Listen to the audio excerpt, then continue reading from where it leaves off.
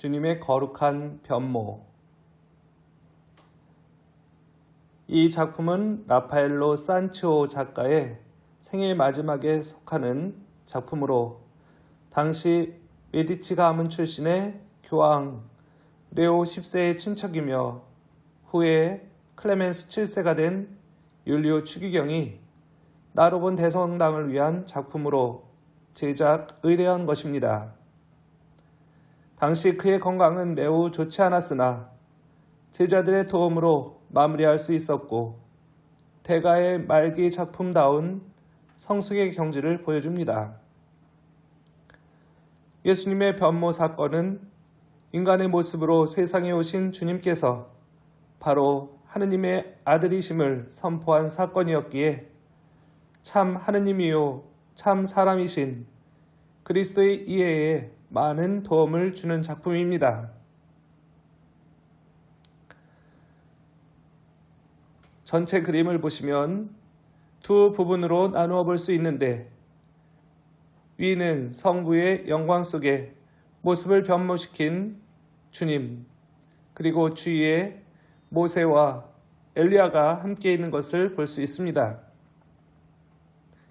아래에는 악령에 사로잡힌 소년을 낫게 하는 기적 이야기인데 서로 연관성이 없는 이 두 사건을 하느님의 영광이 거하는 천상과 인간적 고뇌의 현장인 지상의 모습을 너무나 잘 조화시켜주고 있습니다. 그 중간에는 주님을 따라 타볼산에 올라왔다가 그분의 변모를 본 제자 베드로와 야고보와 요한이 서 있습니다. 그들의 일부는 주님의 변모 앞에 혼절 상태이고 일부는 이 큰 충격 앞에 기도하는 모습입니다. 그들은 주님 가까이 있으면서 주님을 사랑했으나 그분의 인간적 면모만 보다가 변모된 하느님의 아름다운 초월적인 모습을 보고 너무 놀란 나머지 엎드린 자세이며 하느님의 현존 앞에 선 인간의 적나라한 모습입니다.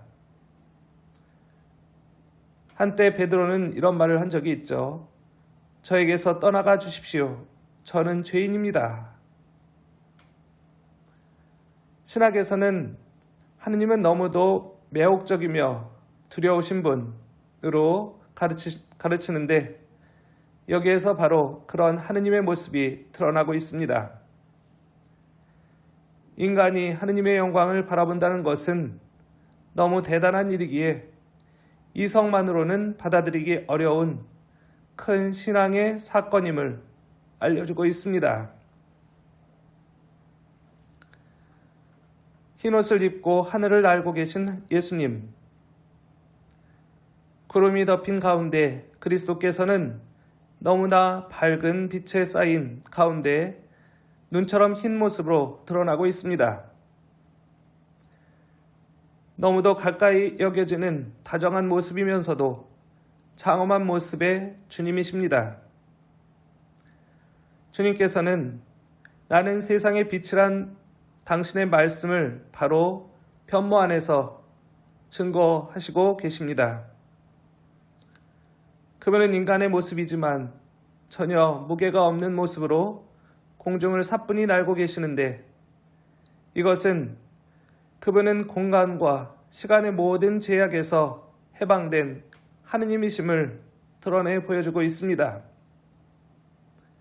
한마디로 지상의 모든 장애와 제약에서 해방된 초월적인 존재임을 보여주고 있는 것입니다. 주님의 한껏 펼쳐진 양팔은 얼마 후 겪게 되실 그분의 십자가 죽음을 예고하고 있습니다. 루카복음사가는 의도적으로 변모의 사건 전에 예수님께서 당신의 순환에 대한 첫 번째 예고를 하시고 제자들을 데리고 타볼산으로 가셔서 변모를 보여주신 후 다시 순환에 대한 두 번째 예고를 하신 것으로 기록하고 있습니다. 작가는 이 부분에서 루카복음사가의 의도를 집약적이면서 정확하게 표현하고 있습니다. 십자가에서 팔을 벌린 채 비참하게 돌아가신 그분은 어떤 면에서 인간적으로 실패한 모습이나 부활로서 이 실패의 그림자를 내딛고 새 생명으로 부활하셨듯이 여기 역시 십자가를 암시하면서도 전체적인 분위기는 빛과 생명에 쌓인 분으로서 그분을 묘사하고 있습니다. 작가는 이 변모 사건 안에 이미 그리스도의 부활이 암시되고 있음을 알리고 싶은 것입니다. 팔을 벌리신 주님의 모습은 십자가에서 연상되는 경직됨이 없이 더없이 우아하고 유연한 모습으로 비춰집니다. 다음, 하늘을 가리키는 악령 들린 아이. 주님의 변모 모습을 보고 황홀한 제자들은 초막셋을 지어 거기에 머물고 싶다고 했으나 주님은 그들을 데리고 산에서 내려오십니다.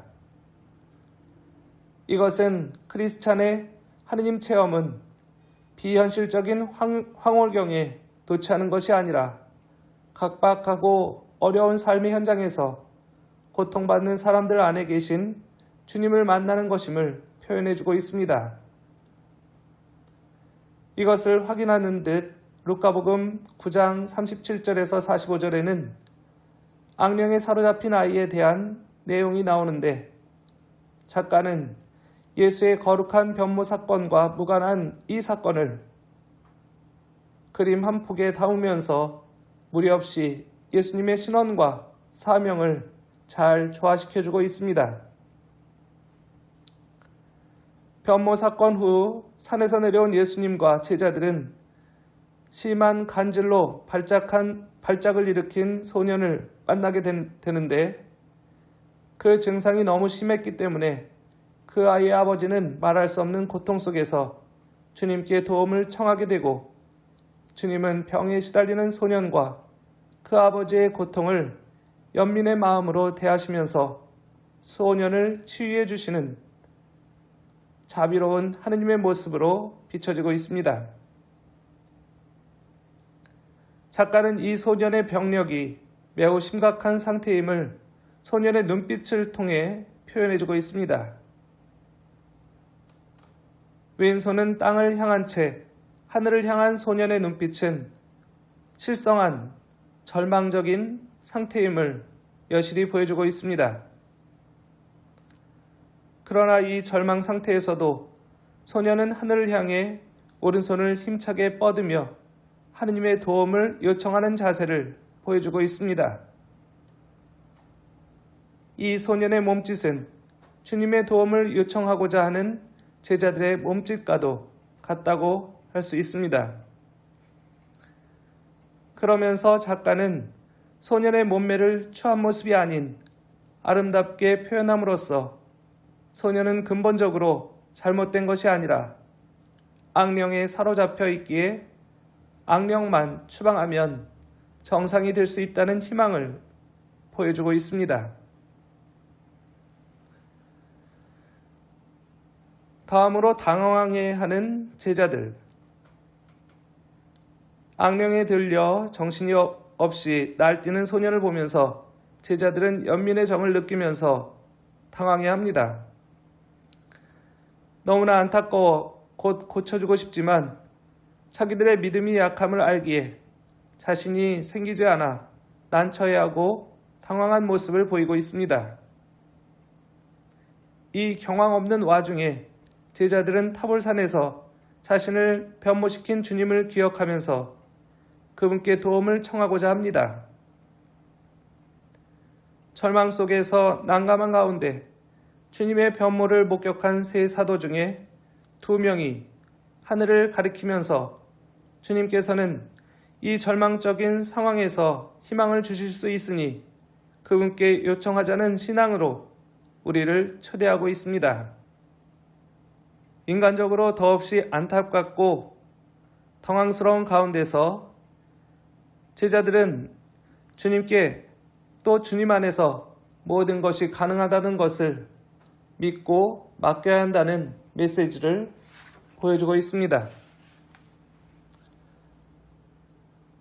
작품의 중간에 모세와 엘리야 사이에 변모하신 예수님을 두고 제자들은 혼절 상태에 빠져 있는데 그 모습을 두 사람이 조용히 지켜보고 있습니다.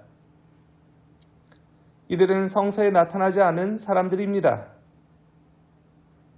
추측해보건대 이들은 이 작품의 봉헌자이거나 아니면 이 작품을 모실 계획이 있었던 나르본 대성당에 관계된 어떤 인물이 아닌가 싶습니다. 중세 때 성화를 교회에 봉헌하면서 십자가 아래나 적당한 자리에 봉헌자를 그리는 관습이 있었습니다. 이것은 자기 봉헌에 대한 과시적 차원만이 아니라 주님의 종이면서 죄인으로서 하느님의 도우심을 간청하고픈 신앙의 염원에서 작품 속에 자신을 남기게 되었는데 이 작품 역시 이런 연관된 사람이 주님의 거룩한 변모의 순간에 동참함으로써 자신의 신앙을 표현하고 주님의 은총을 간구하고픈 극히 신앙의 동기를 볼 수 있습니다. 작가는 불과 37세라는 짧은 생을 자신의 천재성을 이해하는 많은 사람들 틈에서 너무 행복하게 살았습니다.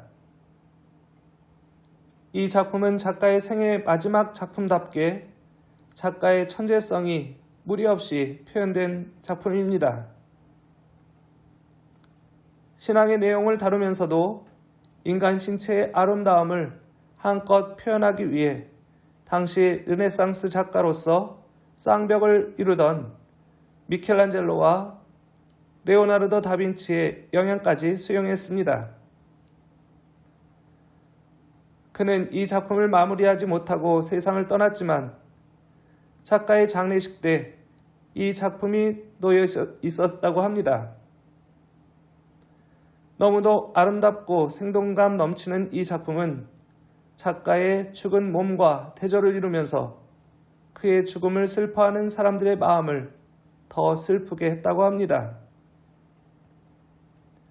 그러나 작가 역시 작품 속의 한 인물로 다시 태어나서 크리스찬 신앙의 핵심인 주님 죽음과 부활의 신비에 동참한 새로운 생명의 기쁨을 선사해주고 있습니다. 이런 면에서 이 작품은 작가의 걸작임과 동시에 르네상스 예술의 걸작이 되었습니다. 이 작품은 베드로 대성당 입구를 들어가시면 좌측에 샷벨로 지어진 소성당의 제대 뒤에 크게 걸려 있습니다.